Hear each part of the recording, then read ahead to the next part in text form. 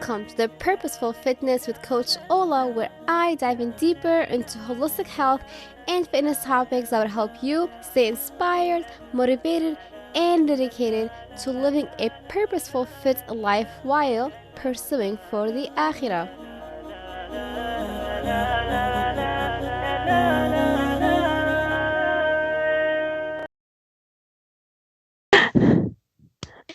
Hey, Dr. Jen, how are you today?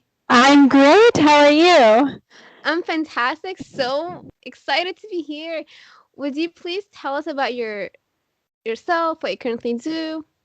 Yeah, so I am a physical therapist out here in Los Angeles, California. And I guess you can call me an influencer as well. I have quite a social following and I help to just educate people back into their bodies. My whole goal is to empower people to take the reins back into their own hands and their health and their everything back into their own responsibility, because really no one else is fixing you. I always say you fix you. And so getting people to truly start to understand that and how to start listening that and just providing the tools to be able to do that. Awesome. And everyone will share your link to your Instagram and work. It's so amazing. So Ramadan is coming up for us on May 6th. Mhm. And as a personal trainer, I'm a very big and pro on taking that month. A lot of people struggle with it when it comes to fitness, working out, how much to work out, what to do. And I want to push that thought and that work to take care of our mobility during Ramadan because it's not that hardcore, just stretching, and Ramadan is the perfect time to regain it. This is why it's Mhm. an honor to have you here, and we'll talk all about it. So, what does it really mean then to be mobile, flexible, and is there a difference? Yeah. So, really, the main difference between flexibility and mobility is flexibility is the ability to passively put yourself into a stretch. So, that means, pulling a strap with your leg or just bending over. No muscle energy kind of goes into it, where mobility is the ability to lift your leg and step up onto a high step, or to fall and catch yourself and kind of stretch your leg out. So it's the ability to actively lift against gravity and to actively be able to put your body in its own ranges rather than just someone passively doing it for you. And so the important thing to note between the two is that flexibility is great. It's an aspect that gets you into better mobility, but it's not going to really be the thing that makes you more functional. Because if you're just passively stretching all the time and breathing into it, it's great to be able to like lower our stress and get us out of that sympathetic kind of go go go mode all the time. But we need that mobility and that active portion at that end range of motion in order to tell the body it's safe and it can revisit those ranges of motion, and it can do it functionally, like I was talking about, stepping up or hiking or catching yourself from a fall or reaching up overhead or whatever it may be. That's where mobility becomes way more functional in your everyday life. Love it. And not sure. So, for us as Muslims, we do 5 times the prayers a day. You know how we stand, we prostrate, and all of that. And that's why I want to push that mobility even more into it. And it's all connected. It's very true. So, and then why is it important to take time to focus on our mobility? Mm-hmm.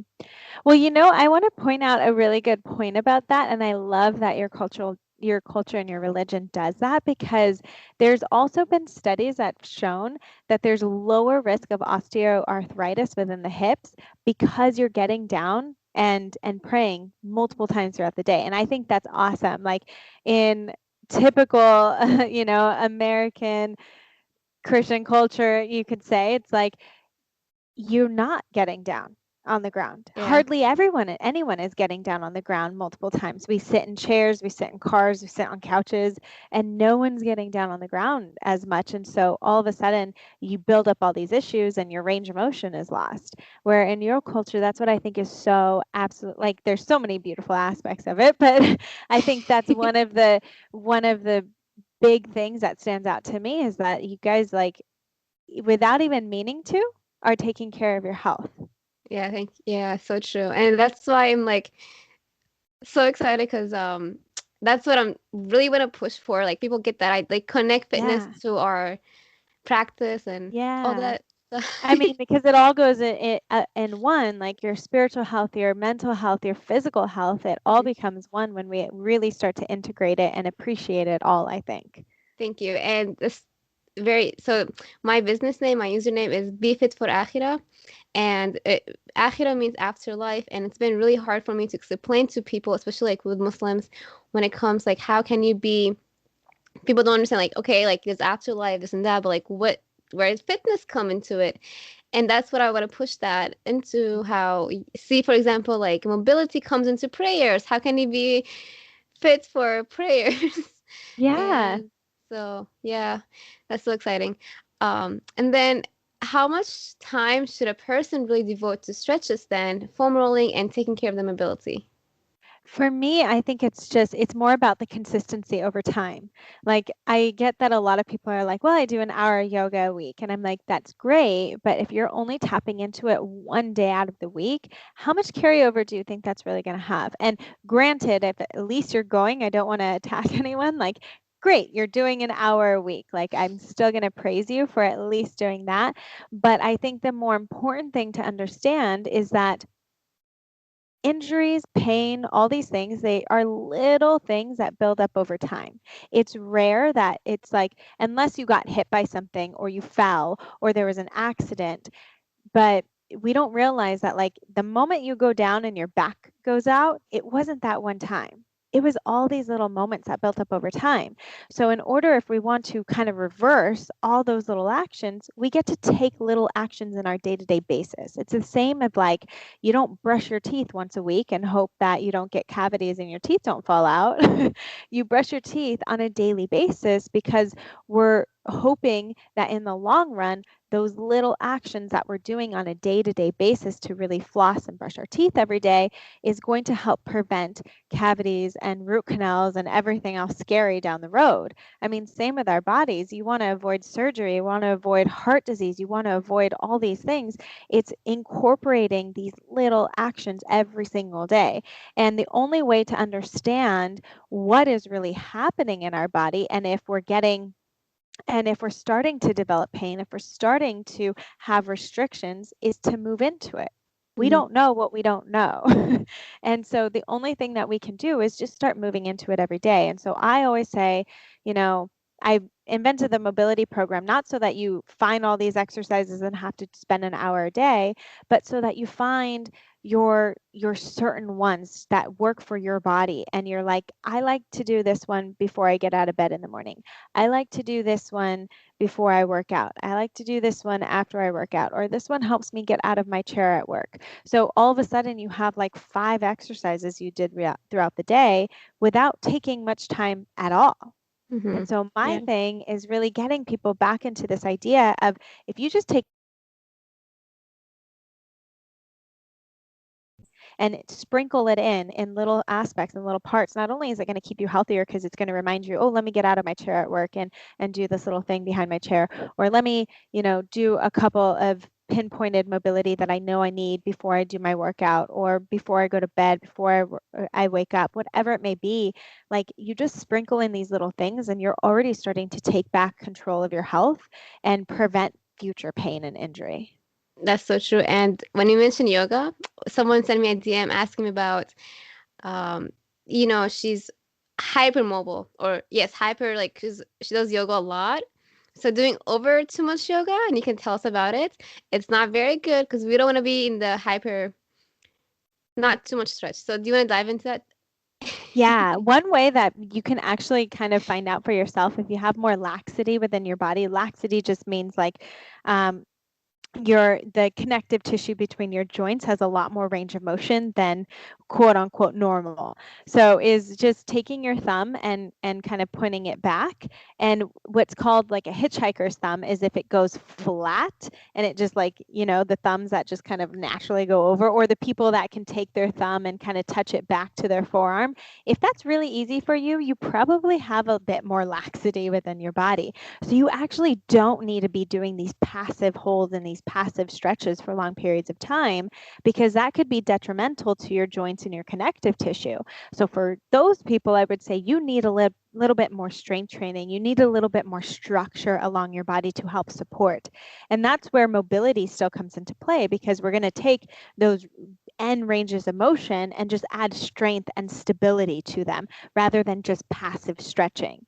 And so, and it's hard to know. Again, you don't know what you don't know. So if you're doing mobility over a long period of time, or yoga, and most of the yoga classes you're going to are only passive holds or only, breathing and stretching, I would start to look at different teachers, because I know some of my friends, they incorporate a lot more mobility into their yoga practices now when they're teaching. So they will do, like, not only are you bringing your leg in and just putting it down, but you're holding it.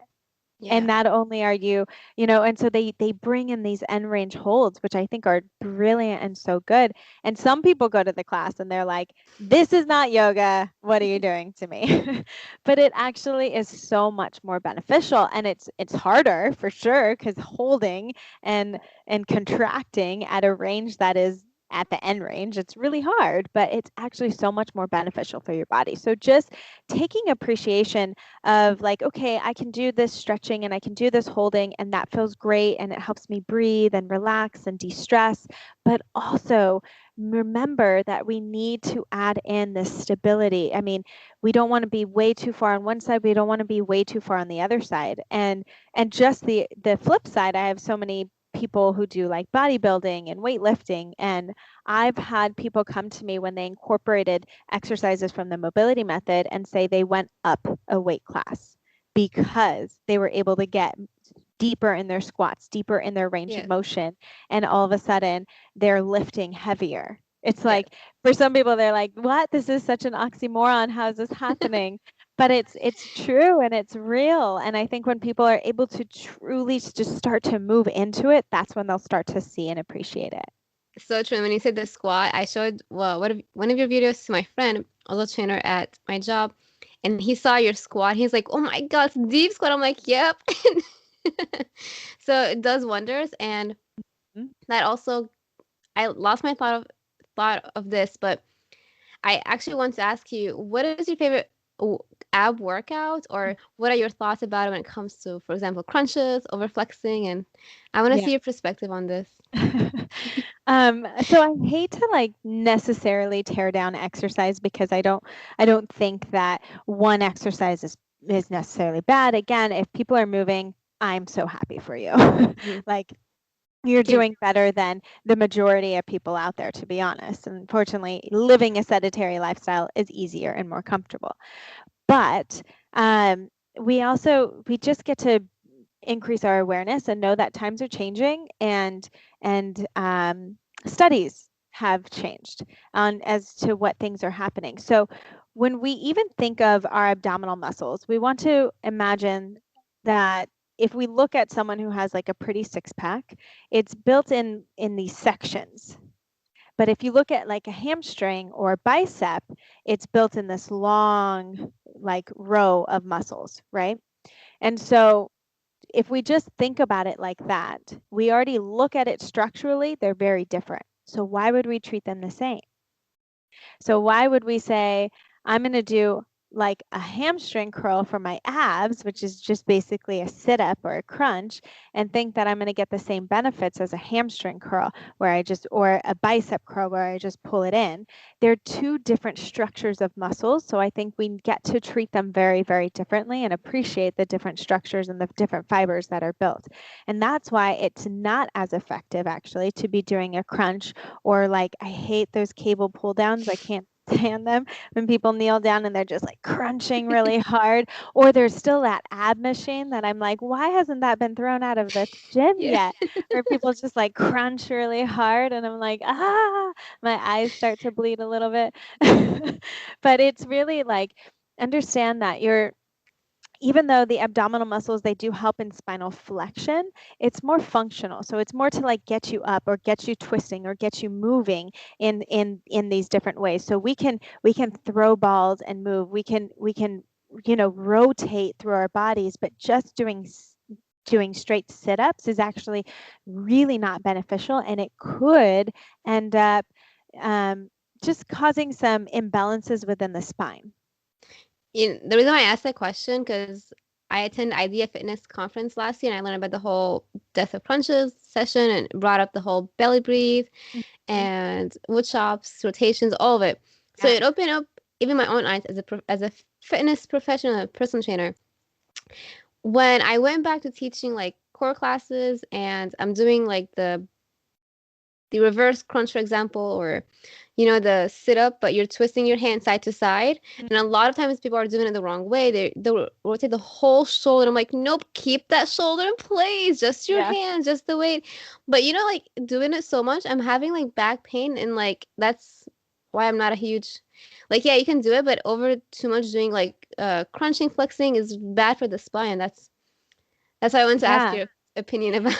Yeah, so that's why I think we get to do it, all of it, right? So Yeah. if we're going to be doing things in more of a flexion base, are you doing things in an extension base as well, or are you doing things in a rotation, or are you doing things like laterally pulling something where it's keeping your whole trunk fixed and you're pulling something to the side, or carrying even just one kettlebell and doing carries and walking with it? It's pulling your body down, but you're resisting it, right? So a lot of anti-rotation, anti-lateral flexion, anti-extension, all of those kinds of exercises as well, they work your entire core. And we need to rephrase the way we think about the core as well, because it's actually your center pillar.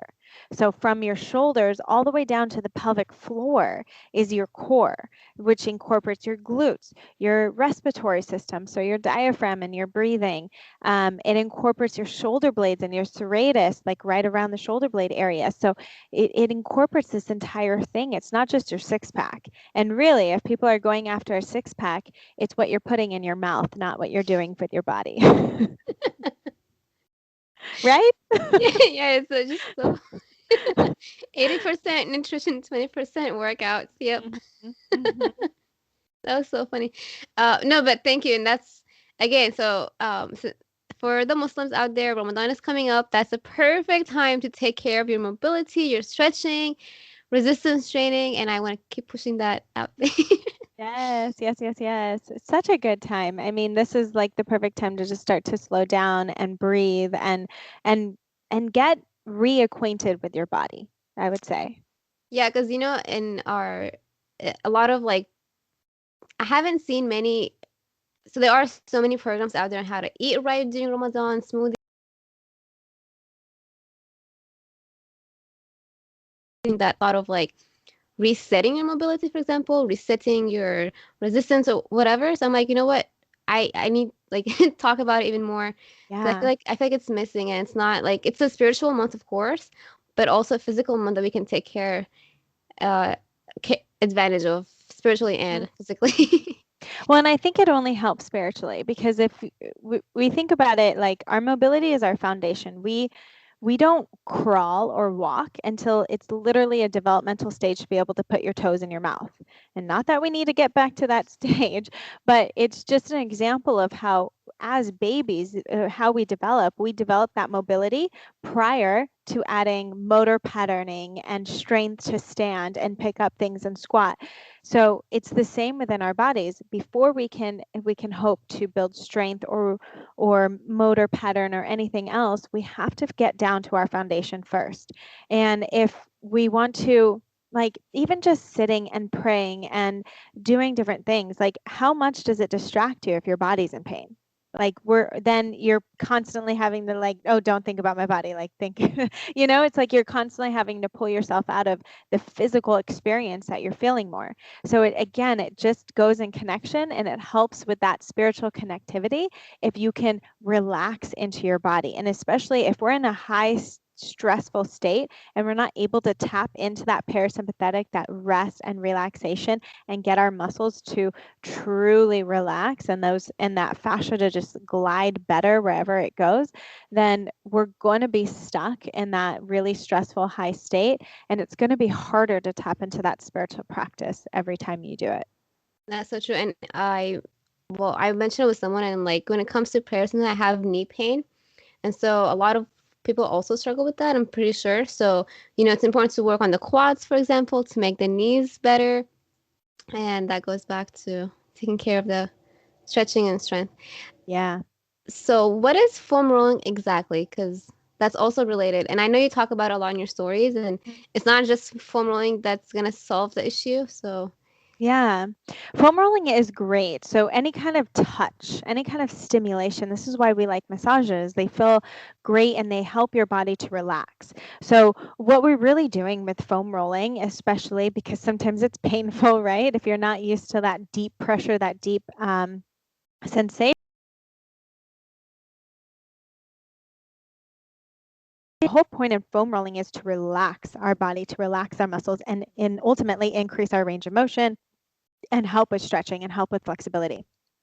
And so, what I like to do with foam rolling is just to tell people that we're not breaking up scar tissue, we're not manipulating fascia. There's nothing mechanically, especially from a foam roller standpoint, that we can really do in order to release restrictions. What we're actually doing is relaxing restrictions. So that's the way that I like to reframe it, is that we're not releasing, because mechanically our body is way too resilient to have a little foam roller or a little pressure actually break anything up, but we're relaxing within the system. So with underneath our tissue, underneath our skin, our tissues respond to touch, vibration, pressure.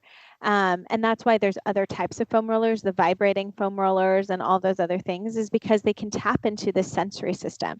And so once your body feels that, it tells the brain, oh, you can relax, and it helps to shut off that tension, that tone within the muscle. And so if we can shut off that tension, we can get into stretches better. We can increase our range of motion. We can start to move better and feel better. So it helps with that ability to feel better. And this is why I don't think it's necessary to get the foam rollers that have like the pokey things or really increased pain or anything, because the point is, again, we're not breaking up scar tissue, we're not manipulating connective tissue. What we're actually doing is just helping our bodies to relax, helping to decrease that tone. We are probably getting some fluids to like move around within there, which is necessary if we want that fascia to kind of glide better and increase that mobility as well. It does help to bring blood flow to the area, move within the lymphatic system. So it will help to get like fluids moving. So again, that could be a little bit of a mechanical aspect that's happening. But other than that, we're really getting everything to relax. So as long as we know what we're doing and why we're doing it, that's what's most important. So for foam rolling, I usually recommend anywhere from like a minute to 2 minutes on one area. And you're not just trying to roll back and forth as much as you can. We're really just trying to breathe and relax into different areas. So you kind of move along the leg really slowly, find areas that feel a little bit more restricted, see if you can breathe into it, and see if it will relax at all. And if it's too much pressure, and if you're feeling like this is too painful and you're grimacing and you're tensing up, then move through that area and go back to it, or support your body more while you're moving into it. Because the whole point, again, we don't want to increase that tone, we want to relax the tone. So getting into your belly breathing and relaxing into your diaphragm is going to be the most important thing to actually make it functional so that you can feel better. so that's very true. But did you mention that the spiky, you're not a big fan of the spiky ones, just the flat foam rollers? Interesting. um, Okay. Yeah. So I mean, the ones that I really recommend is the Interlli Roll, because the way that it's shaped is actually really beneficial to the body. So I don't like just the straight foam rollers, because they don't really conform to your body. Plus they usually change their density over time. Hmm. But the Interlli Roll, how they've created it, is a space for the spine, so you don't have any pressure onto bone, which is really nice when you want to increase that, like release your back pressure or anything like that. And then they have concave areas for all your extremities, so again, you can roll without having just a straight surface. So I actually, those are the ones I really like and recommend. But again, the vibrating foam rollers, they do just tap into another proprioceptive aspect, um, and get into those mechanoreceptors to help relax it as well. So that's why those feel good, or like the guns feel really good. But again, I would go more to the hypervolt rather than the Theragun, because and this isn't sponsored by any means, but the hypervolt is quieter and the Theragun is louder. So again, if we're trying to tap into the system and tell it to relax, you want things that are going to be more relaxing for the system. Very true. So I have like, so I have two balls, the rubber and the spiky one. Probably the rubber one, because the spiky Yeah. one, when I did it on my shoulders, it was way more painful, but the rubber one helped open up more my shoulder blades. And Good. but if you do it wrong though, it can be painful because I noticed when I foam rolled my with the rubber tennis ball size around my knee quads, not my knee, around my quads, it actually made the pain worse. So we need to be careful about it too. And I know you talk about it too on your stories. Yeah. So really just listening to your body and waiting 24 hours to see how you feel. Maybe you went too aggressive and you weren't aware of it, you know? And that's why it's just good feedback to start to listen to your body, and you will start to learn when you do it more. So then you can say, "Oh, I probably went a little too aggressive. How can I back off it next time?" And the balls that I actually really recommend for people too are the from Tune Up Fitness. So she has the therapy balls, and just the shape and the density of those really help to conform to the body and provide the best stimulation, the best feedback that I've found versus anything else. Awesome. I'll have to go look them and link them in the show notes. So Yeah, yeah. thank you.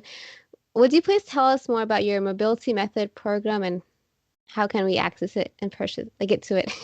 Yeah. So the mobility method, it really requires you to be motivated to do the work because, and I tell everyone this all the time, there's no one fixed program out there. There's no one size fits all. It's you have to create what works for your body.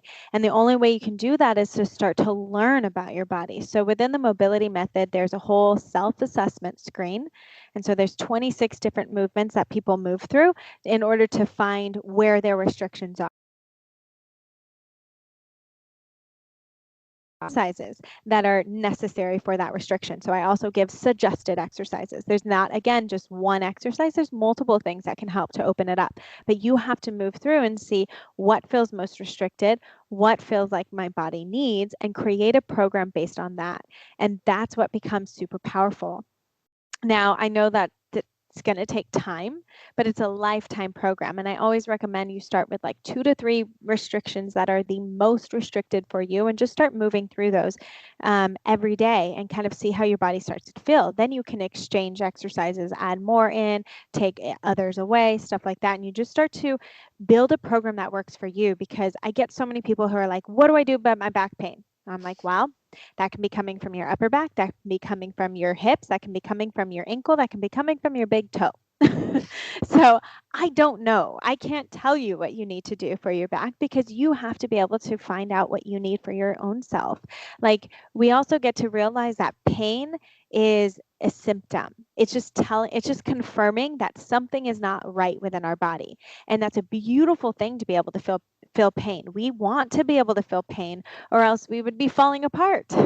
So pain isn't something to be scared of. It's something to appreciate actually within a body because it's your body talking to you.